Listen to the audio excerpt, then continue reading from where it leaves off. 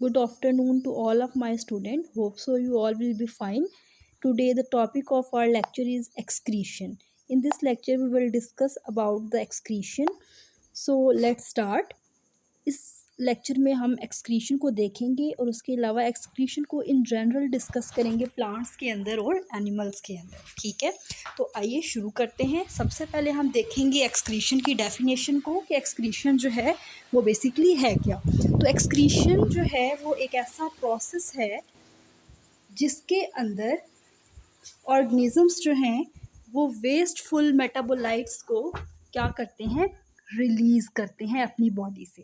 ठीक है, अब वो जो वेस्टफुल मेटाबोलाइट्स हैं वो मेनली कौन से होते हैं, नाइट्रोजनस होते हैं अपनी नेचर में और मेटाबॉलिज्म के रिजल्ट में प्रोड्यूस हुए हुए होते हैं। अब जो एक्सक्रीशन है वो प्लांट्स के अंदर और एनिमल्स के अंदर क्या होती है, डिफरेंट होती है। ठीक है, सबसे पहले हम देख लेते हैं प्लांट्स के अंदर एक्सक्रीशन।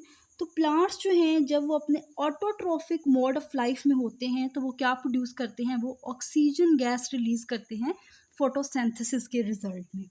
ठीक है, उसके अलावा जब रेस्पिरेशन होती है तो उस मेटाबॉलिज्म के रिजल्ट में कार्बन डाइऑक्साइड प्रोड्यूस होती है और वाटर प्रोड्यूस होता है। ठीक है, एक्सक्रीटरी प्रोडक्ट्स के तौर पर। ठीक है, ये रेस्पिरेशन में प्रोड्यूस होते हैं और ये जो प्रोडक्ट हैं ये फोटोसिंथेसिस में ही यूटिलाइज हो जाते हैं और फिर उसके रिजल्ट में ऑक्सीजन और फूड जो है वो प्रोड्यूस होती है।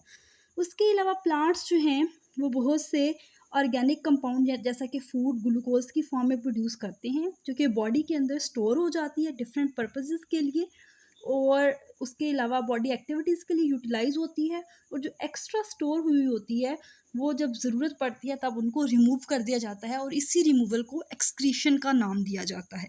ठीक है, अब हम डिस्कस करते हैं एक्सक्रीशन इन एनिमल्स कि एनिमल्स के अंदर एक्सक्रीशन किस तरह से होती है। तो अगर हम एनिमल्स के अंदर एसिमिलेटेड न्यूट्रिएंट्स की बात करें तो जो कार्बोहाइड्रेट्स हैं और लिपिड्स हैं वो क्या प्रोड्यूस करते हैं मेटाबॉलिज्म के रिजल्ट में, वो कार्बन डाइऑक्साइड और वाटर प्रोड्यूस करते हैं। ठीक है, उसके अलावा जो प्रोटीन्स हैं और न्यूक्लियो प्रोटीन्स हैं वो क्या करते हैं, वो different metabolic waste product produce करते हैं। ठीक है, नाइट्रोजनस वेस्ट प्रोड्यूस करते हैं और ये वेस्ट जो है ये टॉक्सिक होता है अगर ये कंसनट्रेटेड फॉर्म में सेल में प्रेजेंट हो, इसलिए इसको रिमूव करना या इसका रिमूवल जो है वो बॉडी की प्रॉपर फंक्शनिंग के लिए और बेटरमेंट के लिए ज़रूरी है। ठीक है, अब जो एनिमल्स हैं वो कौन कौन से वेस्ट प्रोड्यूस करते हैं, तो ज़्यादातर जो एक्स्ट्रा नाइट्रोजन है वो एनिमल्स अमोनिया, यूरिया और यूरिक एसिड की फॉर्म में प्रोड्यूस करती हैं। अब वो एनिमल्स जो कि अमोनिया को as a nitrogenous waste produce करते हैं उन ऑर्गेनिज्म को अमोनोटेलिक ऑर्गेनिज्म कहा जाता है। ठीक है, और उनमें ज़्यादातर एक्वाटिक एनिमल्स और बहुत सी फिशेस आ जाती हैं। ठीक है, और जो यूरिया को as a excretory waste produce करते हैं उन्हें यूरियोटेली कहा जाता है और उनमें मैमल्स आ जाते हैं, एम्फीबियंस आते हैं, शार्क्स आती हैं और कुछ बोनी फिशेस जो हैं वो आती हैं। और वो ऑर्गेनिज्म जो यूरिक एसिड को as a nitrogenous waste produce करते हैं उनको यूरिकोटेलिक कहा जाता है और उनमें बर्ड्स, इंसेक्ट्स, रेप्टाइल्स और लैंड स्नेल्स जो हैं वो आती हैं।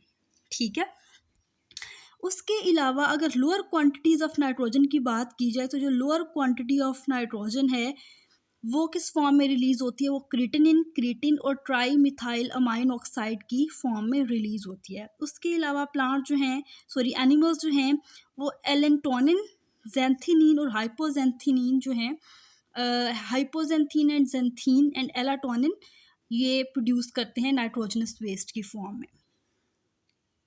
ठीक है, होप सो आपको समझ आ गई होगी। अपना ख्याल रखिएगा। अल्लाह ने के बाद।